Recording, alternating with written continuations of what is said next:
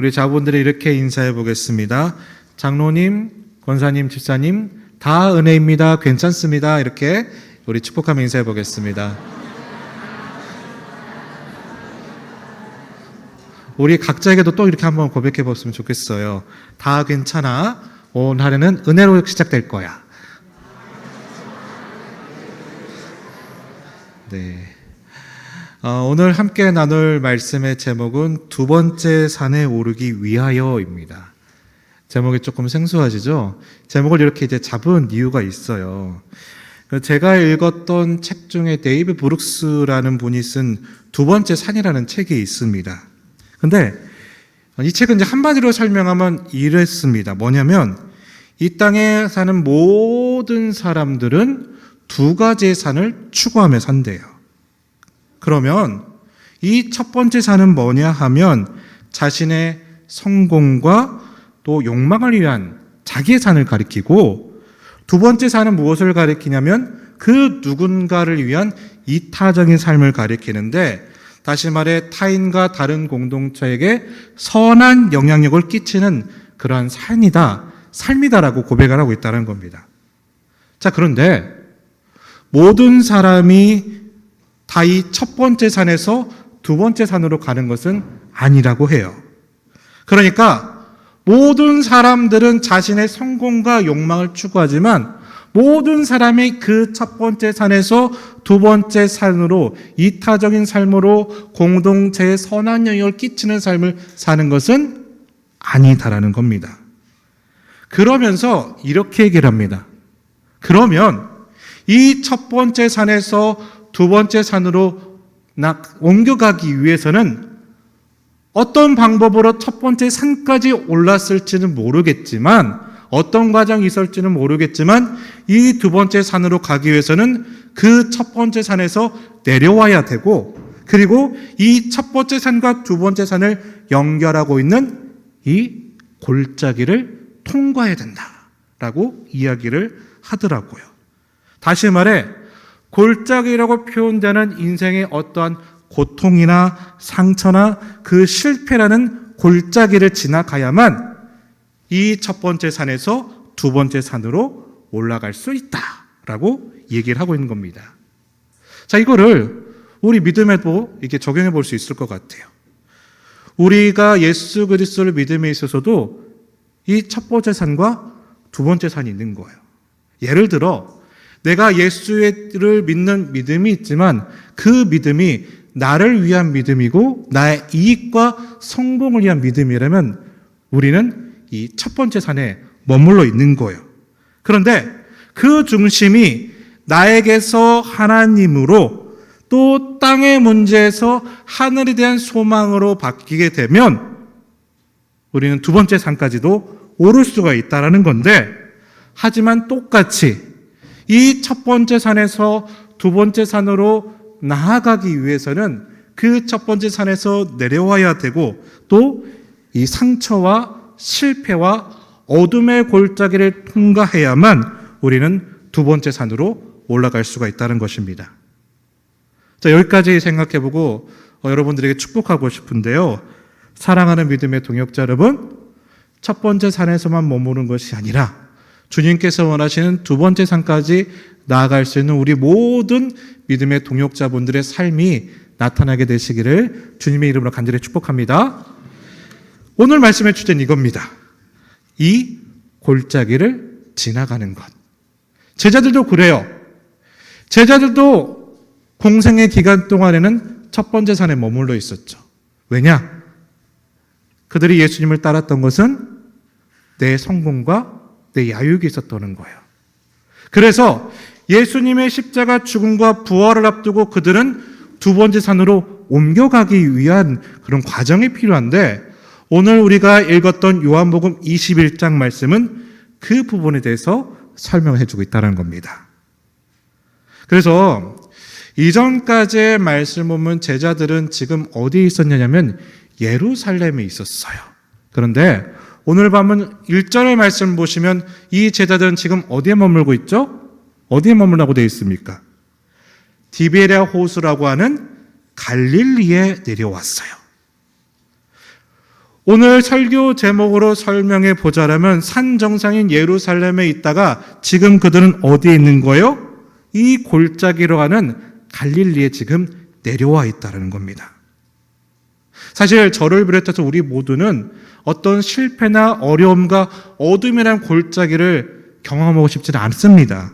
그러나 혹시 이런 골짜기, 이런 갈릴리 가운데 거하시는 분들이 계시더라면요, 오늘 말씀을 통해서 주시는 이 메시지, 이 첫 번째 산에서 두 번째 산으로 올라갈 수 있는 영적인 은혜가 우리 모든 분들에게 있게 되시기를 주님의 이름으로 간절히 축복합니다.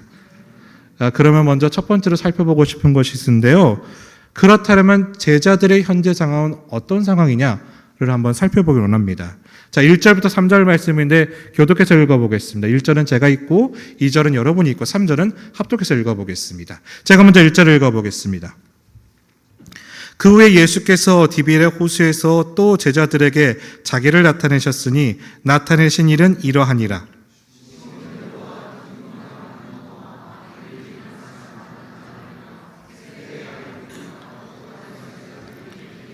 같이 읽겠습니다. 시몬 베드로가 나는 물고기 잡으러 가노라 하니 그들이 우리도 함께 가겠다고 나가서 배에 올랐으나 그날 밤에 아무것도 잡지 못하였더니.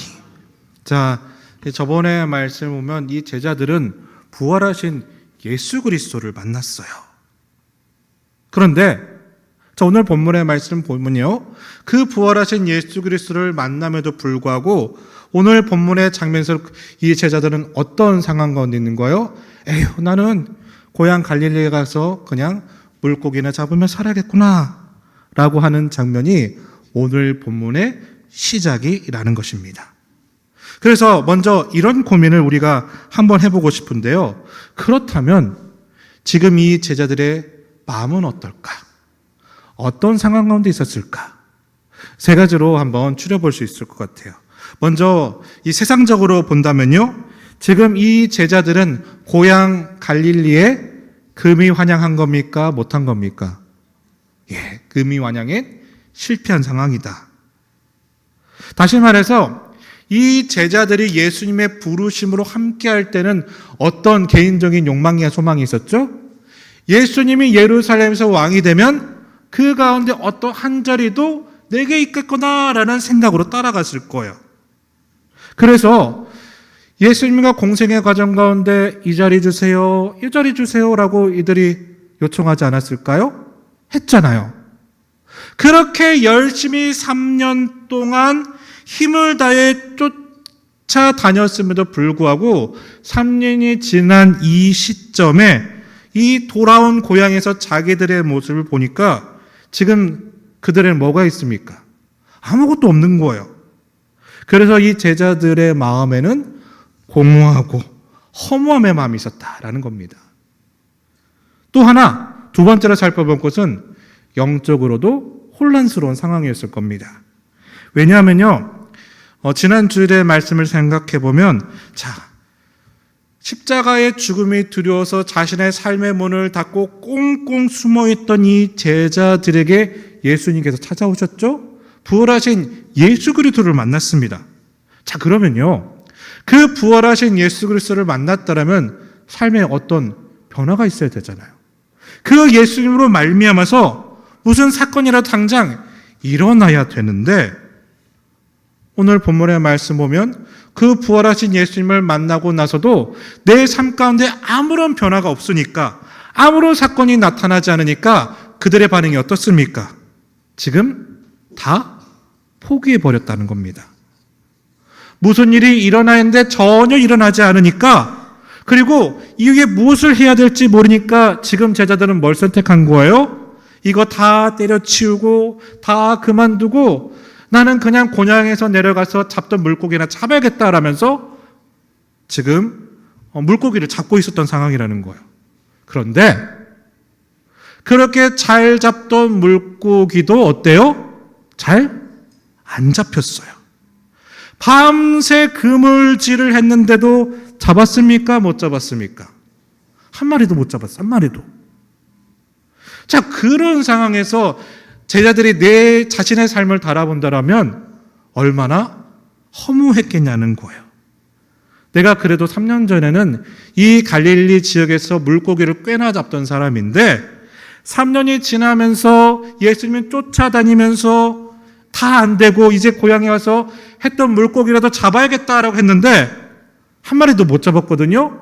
무슨 생각이 들까요? 이제 그나마 할 수 있는 것조차도 나는 못하는 존재가 돼버렸구나 라고 말하면서 얼마나 그들의 마음이 무너졌겠냐는 거예요. 마지막 세 번째 또 하나 있어요. 자, 지금 이들이 있는 장소가 어디입니까? 고향 땅 갈릴리에 있어요. 자, 그런데 마태복음 4장 15절에서 16절 말씀을 보시면 이렇게 고백해요. 이 갈릴리를 뭐라고 표현을 하냐면요. 갈릴리는 흑암의 땅이며 그늘의 땅이며 어둠의 땅이다. 죽음의 땅이라고 말해요. 그러니까 이 갈릴리는요, 사망의 땅이고 흑암의 땅이고 그늘의 땅이라고 할 정도로 이 갈릴리는 축복된 땅이다? 아니죠. 저주의 땅이었어요. 생명의 땅이다? 아니요. 죽음의 땅처럼 여겼던 땅이 갈릴리였다는 거예요. 그러니까 이 제자들이 예수님께서 부르실 때 왜 떠났냐라고 생각을 조금 해보면 우리 예수님이 나를 불렀어요. 나는 이 땅이 너무나 싫은 거예요. 빠친 건데 예수님께서 나를 따라와라고 말씀하시니까 너무 잘됐다는 마음으로 따라가지 않았겠습니까? 그런데 지금은 다시 어디에 있다? 그 갈릴리 땅에 다시 돌아온 거예요. 돌아올 수밖에 없는 상황이었다. 그래서 저는 이 갈릴리 땅 하면 묵호가 또 생각나더라고요. 동해의 옛날 이름이 묵호잖아요. 묵호. 어떤 묵입니까? 예, 그러니까 바다 가운데 이런 지명이 참 많은 것 같아요. 어둠과 사망의 땅, 가려져 있는 땅. 자, 그럼 여기까지 한번 정리해 보면, 자, 첫 번째로 살펴보면 예수님을 3년 동안 열심히 따라다녔음에도 불구하고 아무것도 없는 상황에서 고향에 있으니까 무기력감을 느낄 수밖에 없었고요.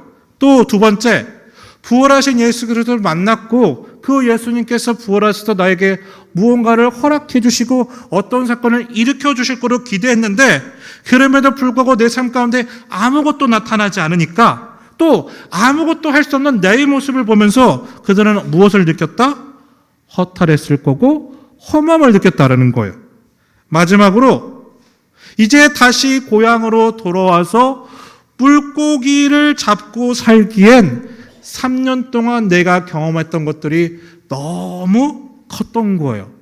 내가 경험한 은혜가 너무 크니까 이 내가 경험했던 신앙과 지금의 현실 사회에서 혼란이 올 수밖에 없었다. 게다가 물고기마저 한 마리도 못 잡고 나서 보니까 엉망인 내 모습을 보고 나니까 남은 것은 후회밖에 없더라. 그 패배감과 무기력감과 허무함과 후회만이 잔뜩 쌓여있는 그 상황에서 그들은 고향 갈릴리로 돌아갈 수밖에 없었던 거예요. 이게 제자들의 모습이었다. 자, 그렇다면 두 번째로 살펴보고 싶은 것이 있어요. 그러면 이 제자들은요, 왜 그 많고 많은 이스라엘 여러 땅 가운데 어둠의 땅이라고 말하는 갈릴리로 돌아갈 수밖에 없었을까? 자, 다른 말씀들을 한번 살펴볼 텐데 우선 첫째로 마태복음 26장 31절과 32절 말씀을 교독해서 한번 읽어보겠습니다. 31절은 제가 먼저 읽어볼게요. 그때 예수께서 제자들에게 이르시되 오늘 밤에 너희가 다 나를 버리리라 기록된 바 내가 목자를 치리니 양의 떼가 흩어지리라 하였느니라.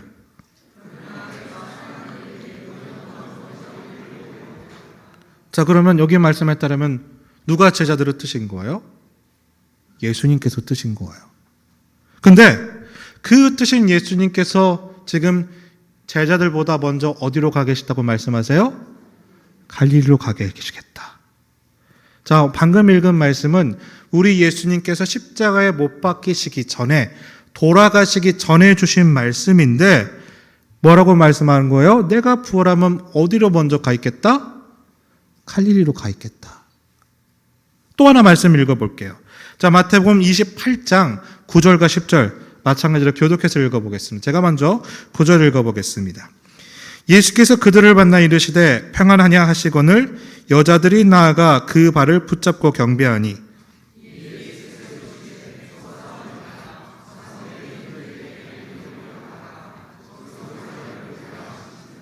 자, 부활하신 예수님을 이 마리아가 만났네요. 그런데 예수님께서 마리아에게 뭐라고 말씀하시냐면 제자들에게 어디에 가 있으라고 말씀하세요? 갈릴리로 가라고 말씀하셨다는 거예요. 자, 그러니까 정리를 해보면 우리 예수님께서 십자가에 못 박히시기 전에도 제자들이 어디에 가 있을 거라고 하셨던 거예요? 갈릴리로 가 있을 거다. 심지어 부활하셔서 마리아에게 나타나서 제자들에게 뭐라고 부탁하라고 하셨냐면 어디로 가 있으라고요? 갈릴리로 가 있어라.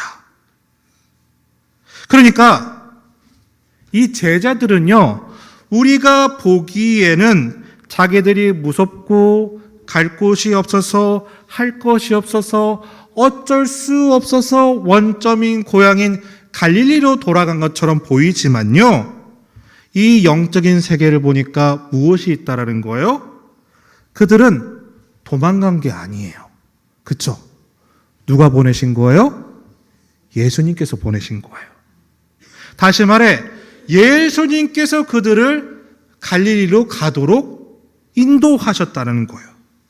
우리가 보기에는 내가 할 것도 없고 능력도 없고 아무런 기반이 없어서 이 고향 갈릴리에 온 것처럼 보이고 그 삶의 골짜기에 있는 것처럼 느껴지는데 하나님은 내 삶을 때로는 패배감으로, 때로는 무력감으로, 때로는 혼란과 그 후회를 다 사용하셔서 나를 어디로 보내시기를 원하신다? 갈릴리로 나를 보내시기를 원한다는 겁니다. 자, 그러면 왜 하필이면 갈릴리일까요? 갈릴리로 가게 하신 이유가 있다 없다? 있기 때문에 그래요. 자, 마태복음 4장 18절부터 20절인데 이건 제가 한번 읽어볼 테니까 눈으로 한번 보시길 바랍니다. 자, 읽어볼게요. 갈릴리 해변에 다니시다가, 어느 해변이요? 갈릴리 해변에 있었습니다. 계속 읽어볼게요. 두 형제 곧 베드로로 하는 시몬과 그의 형제 안드레가 바다에 금을 던지는 것을 보시니 그들은 어부라. 말씀하시되 나를 따라오라. 내가 너희를 어떤 사람으로? 사람을 낚는 어부가 되게 하리라 하시니 그들이 그 다음에 어떻게 했죠? 곧 그물을 버려두고 예수를 따르게 됩니다. 그러니까 우리 예수님께서 제자들에게 첫 사명을 주셨어요. 내가 너희를 사람을 낚는 어부가 되게 하리라. 이 사명을 어디에서 주셨어요? 갈릴리. 자, 보세요. 이 갈릴리 땅은요, 예수님께서 사역국 공생애를 처음 시작한 장소이긴 하지만 우리 예수님의 공생의 3분의 2 이상이 이 갈릴리에서 하셨던 사역의 장소였고요. 또 우리가 방금 읽었던 마태복음 4장의 말씀을 보면 이 갈릴리는 뭐라고 고백되고 있느냐? 베드로를 비롯한 제자들의 부르심이 시작된 곳이 어디였다? 갈릴리였다라는 거예요. 내가 너희를 사람을 낚는 어부가 되게 하리라고 부르심을 주셨던 땅이 어디다? 갈릴리였다는 겁니다. 그리고 이제 오늘 말씀은요, 요한복음 21장 말씀은 우리 예수님께서 승천하시기 직전에 남겨진 마지막 시간에 대한 말씀인데, 그런데 보세요. 그 예수님의 마지막 시간에 우리 예수님은 제자들을 어디로 부르셨다라는 거예요? 갈릴리, 즉 제자들의 부르심의 첫 시작의 장소로 부르셨다는 거예요.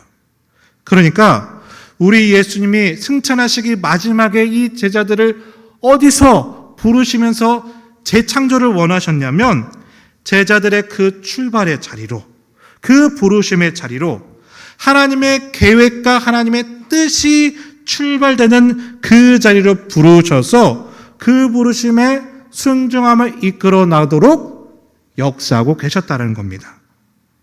그래서 우리가요, 이 갈릴리에 대한 생각을 바꿔야 될 필요가 있다. 제자들은 도망쳐온 게 아니에요.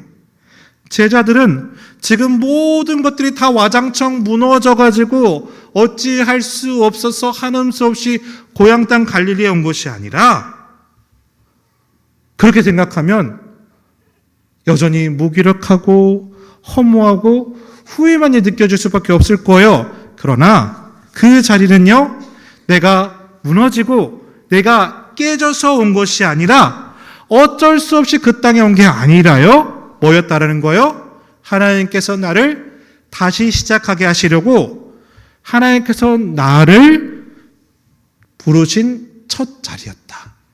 처음 부르신 사명의 자리였다는 거예요.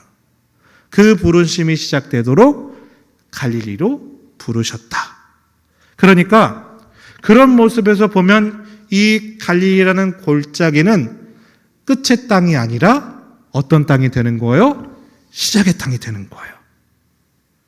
이 갈릴리는 내가 어쩔 수 없어서 머물고 있는 땅이 아니라 하나님은 이 땅을 통하여 내 인생의 골짜기로 남게 하셨지만 그 골짜기를 통하여 두 번째 산에 올라가도록 하는 디딤 땅이 되도록 허락하셨다는 겁니다. 제가 오래전에 읽었던 글 중에서 너무 도전이 되는 글이 있어서 한번 소개를 할까 하는데요. 시각장애인이었던 스코틀랜드 분인 조지 마티스라는 분이 쓴 글이 있는데 그 글의 제목이 이거예요. 내 영혼아, 꿇어 엎드리는 장소를 피하지 말라.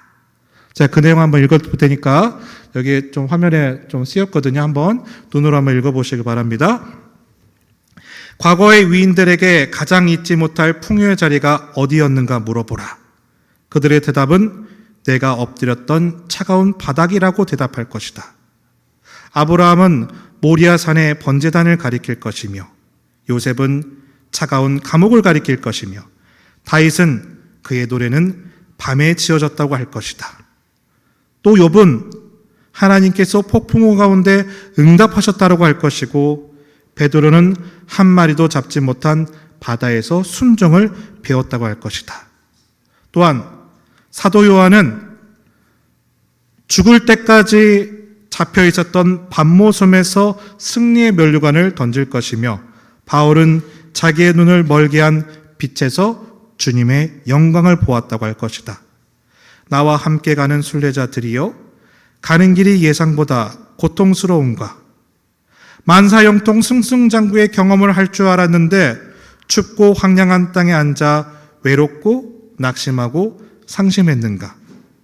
길을 잘못 들은 것이 아닌가 의심하기 시작했는가? 내 말 믿으라. 그렇지 않다. 하나님이 당신 안에 역사하신다. 하나님의 능력의 손이 당신 위에 있다. 하나님의 사랑이 당신을 감싸고 있다. 하나님의 의뢰가 바로 당신 곁에 있다. 깨어나서 그것을 잡아라. 제목이 이거예요.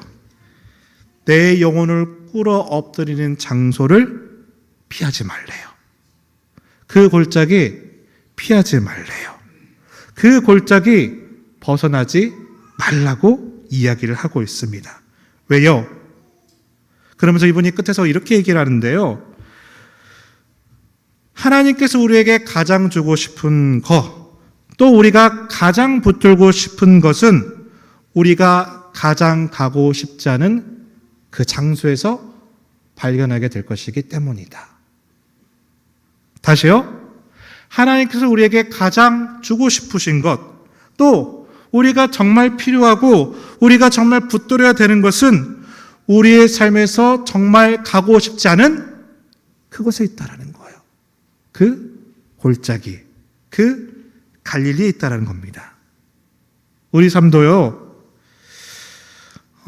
변함없이 한결같이 때로는 힘들게 하고 아프게 하고 지치게 만드는 어떤 사람들, 상황들, 또 직장, 이런 골짜기들이 있을 겁니다.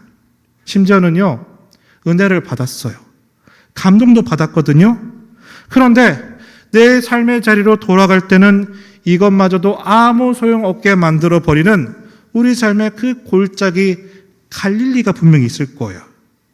그런데요, 우리가 그 갈릴리와 골짜기로 가는 건 우리가 실수했기 때문이 아니에요. 우리가 잘못했기 때문이 아닙니다. 우리가 무엇을 못했기 때문이 아니라요, 하나님께서 그 자리에서 나를 향한 부르심을 확인시켜 주기 위해서, 나를 향한 그 하나님의 뜻이 분명히 드러나도록 하나님은 우리를 그 갈릴리, 그 골짜기로 인도하셨다는 겁니다. 물론 우리가 갈릴리로 가면요, 내 삶이 리셋된 것 같아요. 그 무엇을 해도 빈털터리 같아 보여서 모든 삶이 무용지물처럼 보입니다. 그런데 기억하십시오. 하나님이 나를 그 골짜기 갈릴리로 보내신 것은요, 나를 리셋시키려는 것이 아닙니다. 하나님은 나를 다시 리스타트 시키기 위해서 그 부르심의 자리를 허락하셨습니다. 그 부르심에 우리가 깨달음으로 반응하게 되시길 바라요. 반응하실 때 우리는 비로소 그 골짜기를 통하여 두 번째 산으로 올라갈 수 있게 되는 것입니다. 사랑하는 믿음의 동역자 여러분, 도전드립니다. 지금 정말 작년에 애쓰고 수고하셨는데 다시 원점에 돌아온 것 같은, 다시 갈릴리 골짜기로 돌아온 것 같은 그런 상황에 계신 분들이 있는지요? 최선을 다했어요? 너무 수고를 많이 했습니다. 그런데 아무런 소득도 없이 원점인 이 갈릴리에 있다라고 생각되시는 분들이 있다라면, 여러분, 하나님은요, 여러분을 그 자리로 부르셨어요. 왜냐? 그 자리는 여러분이 하나님의 뜻으로 다시 시작되는 자리이기 때문입니다. 그러기에 여러분, 그 갈릴리는 멈추고 포기할 장소가 아닌 이 첫 번째 산에서 내려와서 두 번째 산으로 올라가기 위한 시작의 장소입니다. 재창조의 장소입니다. 영적인 새로운 출발 지점이 됩니다. 주님 주시는 마음 붙들고 여러분 도전드립니다. 내가 허무한 가운데 다시 돌아와 있다라면, 아무 소득 없이 소용없다는 생각이 드신다라면, 오늘 이 말씀을 통해서 이 갈릴리라는 골짜기에서 두 번째 산으로 나아갈 수 있는 그 힘과 능력, 내 힘이 아닌, 내 능력이 아닌 하나님께서 주시는, 공급해 주시는 그 힘과 능력으로 나아갈 수 있는 그 영적인 은혜가 우리 가운데 있게 되시기를 주님의 이름으로 간절히 축복합니다. 자, 여기까지의 말씀을 나누고 다음 주에는 이어서 결론을 지을게요. 네, 다음 주까지 말씀이 이어질 겁니다. 자, 말씀을 여기까지 한번 정리해 보겠습니다. 우리가 두 번째 산에 오르기 위해서 무엇을 거쳐야 되느냐? 그 첫 번째 산에서 내려와서 골짜기를 지나가야 됩니다. 사랑하는 믿음의 동역자 여러분, 그래서요, 어쩔 수 없이 우리가 그 두 번째 산으로 올라가기 위해서는 이 골짜기를 피할 수 있는 사람은 아무도 없어요. 그 골짜기를 지나가야 우리는 그 두 번째 산에 오를 수가 있습니다. 물론 세상 사람들이 보기에는, 세상적으로 보기에는 이 골짜기는요, 공허함과 허무감과 후회만 가득한 곳이에요. 하지만 말씀을 통해 꼭 기억하시길 바랍니다. 우리 주님께서는 그 갈릴리라는 골짜기에서 리스타트를 하셨어요. 그 갈릴리에서 다시 예루살렘으로 나아가고, 그리고 사도행전의 역사를 열어갑니다. 그들은 그 갈릴리에서 땅끝까지 나아가게 됩니다. 그 두 번째 산에 올라가는 장대한 여정을 또 경험하게 된다는 거예요. 여러분, 우리에게도 그 동일한 은혜가 있게 되시길 바라고, 오늘 말씀을 들으니까 다음 주도 기대가 되시죠? 네. 그 기대되는 은혜로 또 다음 주에 또 만나게 되시길 간절히 바랍니다. 자, 우리 함께 부르고 싶은 찬양이 있는데요. 이 찬양 가사 하나하나 생각하면서 하나님께서 우리에게 주신 그 두 번째 산을 향하여 믿음으로 고백하는 그 시간 되길 바랍니다. 우리 같이 한번 일어나셔서 찬양하겠습니다.